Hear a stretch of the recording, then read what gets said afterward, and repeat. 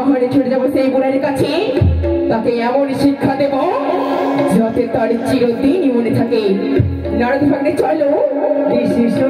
আমি বলি নারদ তোরে চলো সবই লাগবে,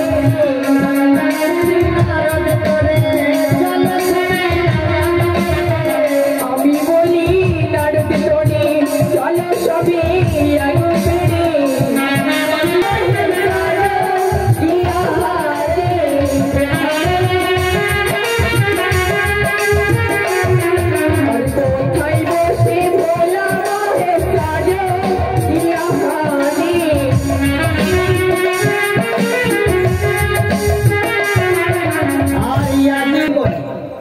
কথাই বলেছে ঢের মাছে নাকি বকখানা, আর তোমার নয়ন থাকতে তোমার চক্ষু কানা।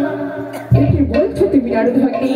তোমার নাকি তিনটি দৃষ্টি দিয়ে দেখো, দেখতে পাবে আমার মামার বাম পাশে সেই নর্তকী বসে রয়েছে। তা সত্যই, আমি আমার দিব্য নয়ন খুললে সর্ব সংসারকে দেখতে পাই, সেই নটনীকে দেখতে পাবো না?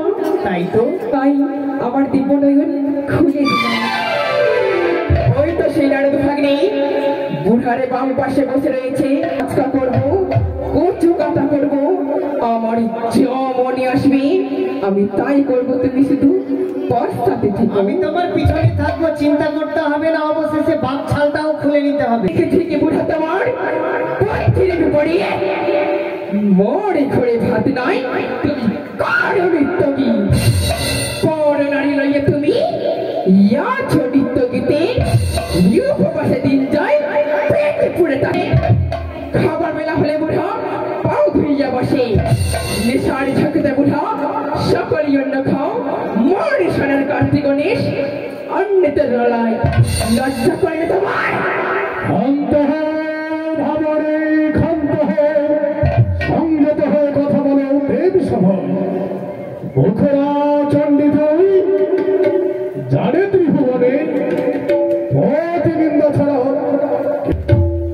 সতীনারীর প্রতি যদি হয় বধা দোষী, এ কথা নাহি তো উচিত।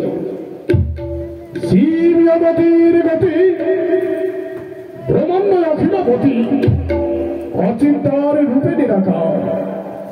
একান্ত মনে পুজো দেই